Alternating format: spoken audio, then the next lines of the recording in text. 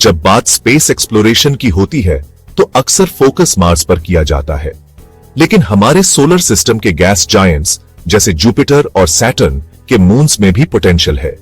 इनमें Europa, Titan और Ganymede जैसे मून्स शामिल हैं, जो न सिर्फ हैबिटेबल जोन्स बनाने के लिए सूटेबल हो सकते हैं, बल्कि शायद एलियन लाइफ के संकेत भी छुपाए हुए हैं।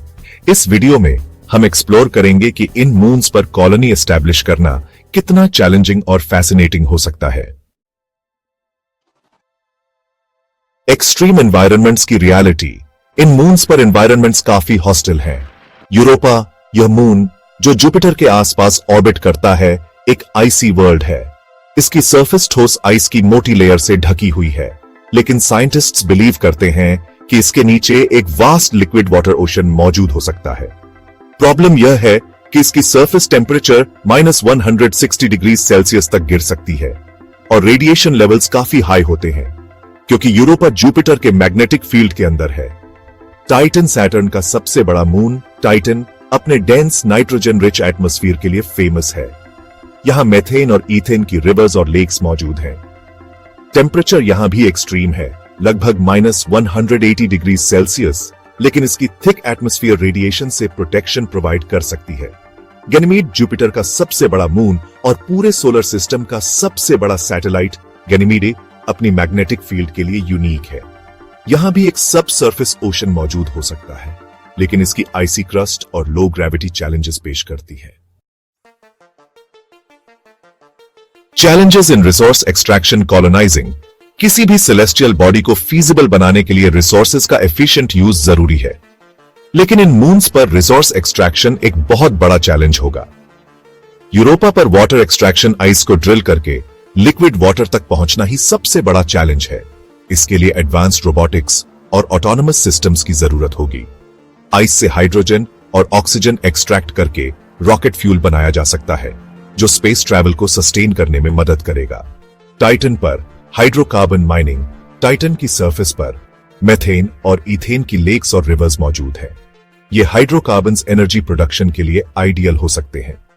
यहां मेथेन को कलेक्ट करने के लिए फ्लोटिंग प्लेटफॉर्म्स और पाइपलाइंस की जरूरत होगी। गैनीमीड पर मिनरल माइनिंग। गैनीमीड की रॉकी कोर में रेयर मिनरल्स मिलने की संभावना है।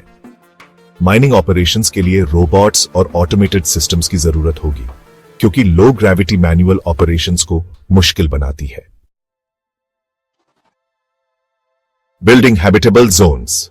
हैबिटेबल जोन्स बनाने के लिए सबसे बड़ी जरूरत होगी रेडिएशन शील्डिंग और थर्मल इंसुलेशन की। यूरोपा पर अंडरग्राउंड कॉलोनीज। यूरोपा की आइसी सरफेस के नीचे कॉलोनीज बिल्ड करना एक लॉजिकल ऑप्शन होगा। आइस रेडिएशन से प्रोटेक्शन प्रोवाइड करेगा और नीचे मौजूद वाटर एक्सेस को आसान बनाएगा। हैबिटेट्स को सेल्फ सस्टेनिंग बनाना होगा, जहां फूड प्रोडक्शन और वेस्ट रिसाइकलिंग की पूरी व्यवस्था हो।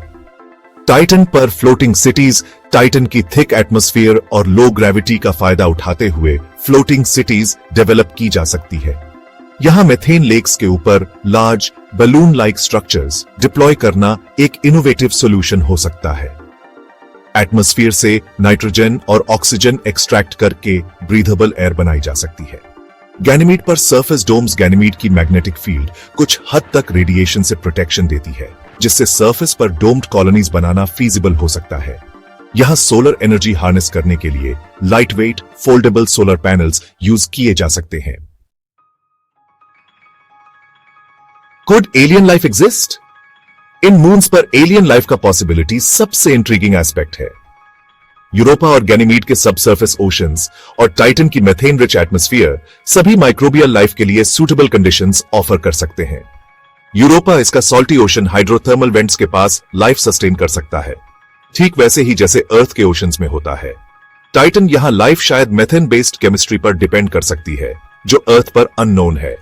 गैनीमीड, अगर यहां लिक्विड वाटर पॉकेट्स हैं तो माइक्रोबियल लाइफ के साइंस मिलने की संभावना है, लेकिन एलियन लाइफ का प्रेजेंस सिर्फ स्पेक्यूलेशन है। फ्यूचर मिशंस जैसे यूरोपा क्लिपर और ड्रैगन फ्लाई टाइटन के लिए इन सवालों के जवाब दे सकते हैं। कंक्लूजन, यूरोपा, टाइटन और गैनीमीड को कॉलोनाइज करना न सिर्फ टेक्नोलॉजिकल मार्वल होगा, बल्कि यह ह्यूमन काइंड के सर्वाइवल को इंश्योर करने का एक तरीका भी हो सकता है। हालांकि चैलेंजेस इमेंस हैं, एक्सट्रीम टेम्परेचर्स, रिसोर्स स्कैर्सिटी, और एलियन कंडीशंस, लेकिन पॉसिबिलिटीज भी उतनी ही वास्ट हैं। और सबसे बड़ा सवाल, क्या हम वहां अकेले होंगे? शायद हमारी जर्नी का सबसे बड़ा रिवॉर्ड होगा। Space colonization is not just a dream, यह हमारी फ्यूचर की जरूरत भी हो सकती है। Don't forget to like, comment and share this video.